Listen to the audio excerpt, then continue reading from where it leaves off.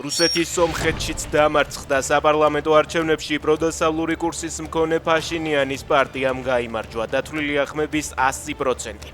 მოქმედი პრემიერ-მინისტრის პარტიამ 49.91%, პრორუსი ოლიგარქის სამბოლ კარაპეტიანის ბლოკმა კი 23.29% მიიღო. ომის სამთავიანი პარტია განადგურებული ამასთან ასოცირებული კრიმინალურ ოლიგარქიული სისტემა ძირფესვიანად უნდა აღმოიფხრას, ასე მიმართა ფაშინიანმა მოქალაქეებს. საქართველოს ჩვენი კარგი მეზობელია, ვცდებით თქვენი შეცდომა არ გავიმეოროთ, ამბობენ სომხეთის მოქალაქეები. დაინტერესებულები ვართ ევროკავშირსა და საქართველოს, ამერიკასა და საქართველოს შორის შერიგებით, ასე უპასუხა ფაშინიანმა კითხვას, როგორ შეიძლება არჩევნებმა გავლენა მოახდინოს საქართველოს დასავლეთთან ურთიერთობაზე. ჩვენი თანამშრომლობა საქართველოსთან განუწყვეტლივ განვითარდება, განაცხადა პრემიერ-მინისტრმა.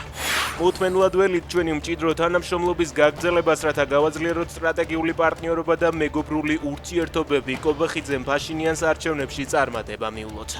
სომხეთში კენჭისყრის დასრულებიდან რამდენიმე საათში ფაშინიანმა განაცხადა, რომ ტელეფონით ესაუბრა მაკრონსა და კობახიძეს.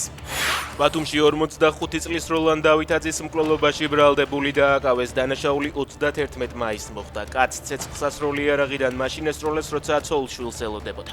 ბრალდებული ადგილიდან მიიმალა, კაცი კი კლინიკაში გარდაიცვალა.